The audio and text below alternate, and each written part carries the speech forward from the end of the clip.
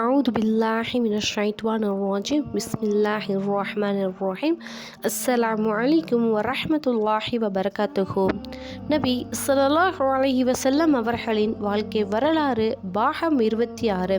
முந்தைய பாகங்கள் அனைத்தும் நம்முடைய சேனலில் பதிவிறக்க செய்யப்பட்டுள்ளது. இன்ஷா அல்லாஹ் பார்க்காதவர்கள் போய் சென்று பார்த்து கொள்ளுங்கள். இன்றைய தலைப்பு இறைவனின் இறைவசனம்.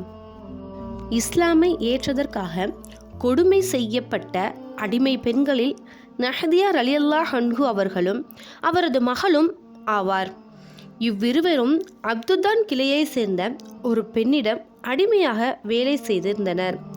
இஸ்லாமை ஏற்றதற்காக கொடுமை செய்யப்பட்ட ஆண் அடிமைகளில் ஆமீர் இப்னு புஹைரா ரலியல்லாஹு அன்ஹு என்பவரும் ஆவார்.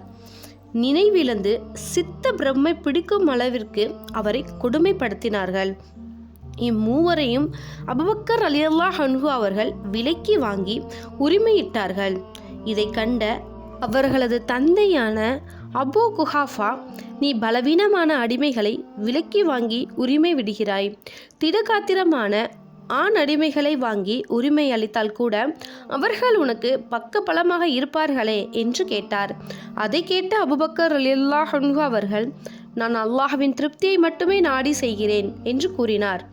அல்லாஹ் அவர்களை புகழ்ந்தும் இஸ்லாமின் எதிரிகளை இகழ்ந்தும் அடுத்துள்ள வசனங்களை இறக்கினான். மக்கா வாசிகளே, கொழுந்து விட்டெறியும் நெருப்பை பற்றி நான் உங்களுக்கு அச்சமூட்டி எச்சரிக்கை செய்கின்றேன்.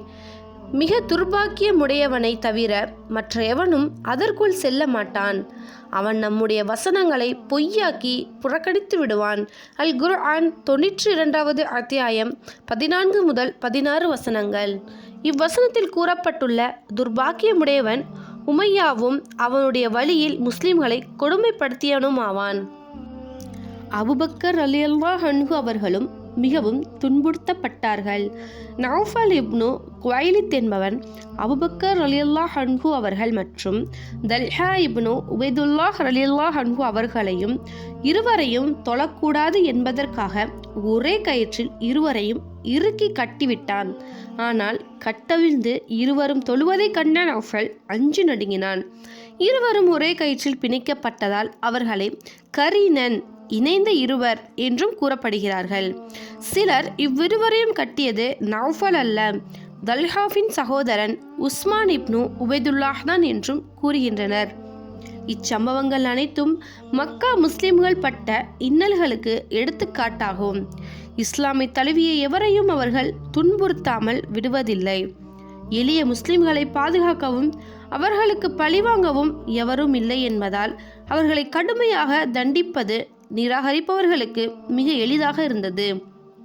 அடிமைகளாக இருந்தவர்களை அவர்களது எஜமானர்களும் அவர்களை சுற்றி இருந்தவர்களும் கொடுமைப்படுத்தினார்கள். இஸ்லாமை தழுவியவர் செல்வமும் செல்வாக்கும் உடையவராக இருந்தால் அவர்களுக்கு அவர்களது கூட்டத்தார் பாதுகாவலாக இருந்தனர். சில வேளைகளில் குரோதத்தின் காரணமாக அவர்களது கூட்டத்தினாரே அவர்களை கொடுமை செய்தார்கள். இன்ஷா அல்லாஹ் இஸ்லாத்தை தழுவியவர்கள் பட்ட துன்பத்தை விட நாம் ஒன்றும் அதிகமாக படவில்லை.